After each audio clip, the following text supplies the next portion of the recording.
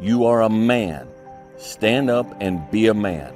Make the hard decisions, make the sacrifices, make the unpopular decisions, and become comfortable in your own skin. And if you are not a person that you are comfortable being alone with, that is the one person in this universe that you have full power, full right, and full responsibility to change. Like, when do you become a man? You become a man when you become responsible for other people. And part of that is taking accountability. I grew up in a culture that told me going to war made you a man. Going to prison and coming back makes you a man. Making $1 million makes you a man, you know, and it doesn't. Who teaches you to be a man? We all have these ladders of battles, roads we have to walk in our given lives. Be you famous or whoever's out there listening. We all have our individual challenges. It's cliche, money don't make it better. It don't. Fame just magnifies the problems and the opportunities. I never looked at things as problems. I look at them as opportunities. Maybe that's something I can say. You know, someone, well, she did this, and well, what an opportunity you have. Yeah, well, the world, you know, because they said this, and CNN said that. Yeah, well, what an opportunity you have to make a difference. Because you never know who's watching. Winners fail 1,000,000 times. What makes them a winner is that they believe in it, they're headstrong. Nothing's gonna stop them. The spectators have tried it and failed it, and remain sitting down. They don't get up anymore because they don't believe it enough. The naysayers' disbelief overrides their ability, potential, and mental capacity that they can be more than that. Arm yourself with words. Be precise in your language. And say what you mean. Read great men and great women. Make yourself literate. Get your tongue in order. Get it under your own control. Get rid of the ums and the likes and the you knows and the pauses. And get rid of everything you say that you only say to impress other people.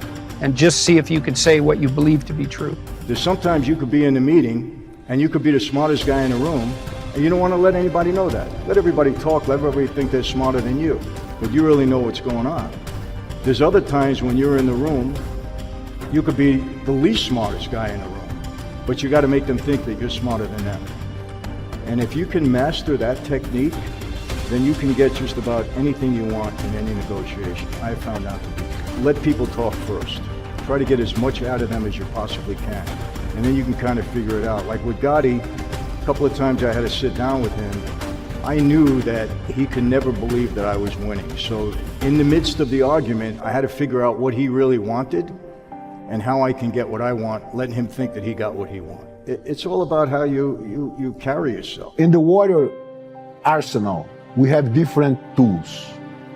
We have physical tools like talent, mobility, strength, coordination, techniques, leverage, angles, timing. But if you're talking about mind, we have different tools: visualization, emotional control. In the spiritual side, we have hope, we have faith, we have patience. Those elements, they give you a chance of letting the situation cook in a slow burn and see how it goes. Because if you're impatient, if you don't have the hope, if you're not believing in yourself, but if you faith, you're gonna find the light, you're gonna find the hope, you have the hope, things are gonna do well. So you become smoother even in the bumpy rides.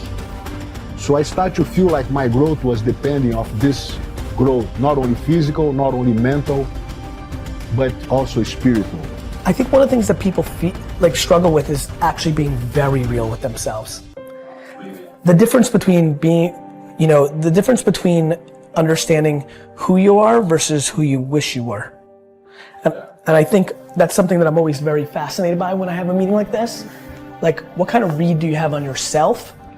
And how, I think I would struggle a lot if I didn't really genuinely know who I was. And then once you know who you are, you get more comfortable with what you're up to. Just in your life, be an agent for good. It's kind of like people say, I support the troops. I support the troops. What do you do for the troops? Do you send them care packages? No. Do you walk up to them when you see them in a restaurant, in the airport in uniform, and do you stick your hand out and say, thank you for your service? No, I don't do anything, but I support the troops. No, that just means you're not against the troops. And going through life, become a good man or woman. Second, be a dangerous man.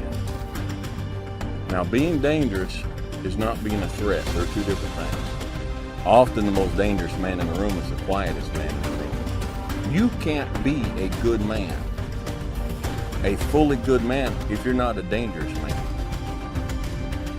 All right? To be good is to do good to people. And sometimes doing good to people is protecting those people. It's protecting those people, protecting those around us, all right? Third, be educated. Listen, you want to know how to be a man among men? You start following and reading and listening to guys like Jocko Willett, Jordan Peterson, these guys, and start learning. And start reading. And just, the brain is a muscle, and like any muscle, the more you work it, the stronger it becomes. And lastly, be wise. Now, wisdom, it's a lifetime of study, wisdom is. And wisdom's not what you know. Wisdom is knowing how to apply what you know. Knowledge is knowing that a tomato is classified as a fruit. Wisdom is knowing not to put it in a fruit salad.